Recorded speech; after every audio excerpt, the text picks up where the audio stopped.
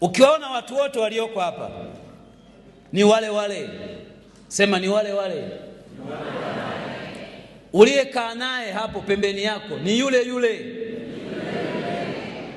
Mtagombana leo, lakini ni yule yule.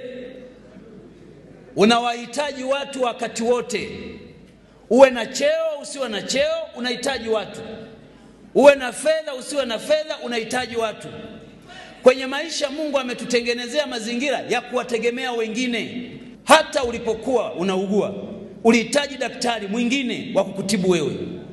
Na hata siku ukifa hutajizika, utazikwa na wengine.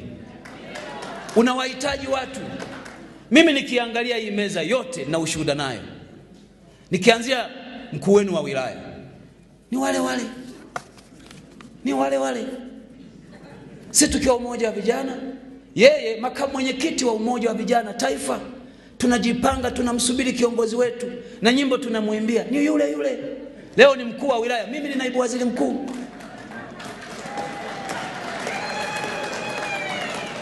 Mkuu wa mkoa akiwa chama alikuwa kiongozi wetu, akaletwa hapa Kahama akawa mkuu wa wilaya.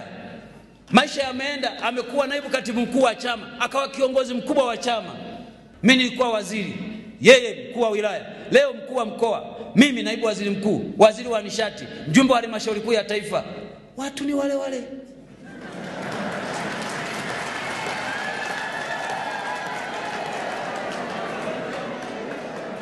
Niseme nini kwa Odilia huyu? Odilia alikuwa katibu wa vijana wilaya ya Geita. Mimi wakati ule nikiwa mwenyekiti wa jumuiya ya wazazi wa mkoa wa Geita. Baadaye maisha yamekwenda, ameletwa Bukombe, amekuwa katibu wangu wa chama. Baada ya muda ya Mungu mengi, kapandishwa cheo, kawa katibu wa mkoa, kaletwa Shinyanga. Leo yeye katibu wa mkoa, mimi niko hapa. Watu ni wale wale. Ningeweza kutaja kila mmoja naye mfahamu Mungu. Lakini kwa nini nasema hiki? Katika maisha usigombane na mtu, sababu kuna wakati utamhitaji. Kama kuna mahali una uwezo wa kumvumilia mtu aliyekuudhi, mvumilie, kwa sababu kesho utamhitaji. Mtaacha kugombana. Hiki chama kimewaleta pamoja. Kazi yenu ninyi muungane ndani ya chama, mkijenge chama. Msiruhusu mipasuko miongoni mwenu. Na kwa taarifa yenu, mkisikia chama tawala kimeanguka mahali kokote duniani, ugomvi ulianzia ndani ya chama chenyewe, wakapagalika, basi wapinzani wakapita katikati yao. Mimi natoka Bukombe. Pale Bukombe nilikuta mbunge wa upinzani.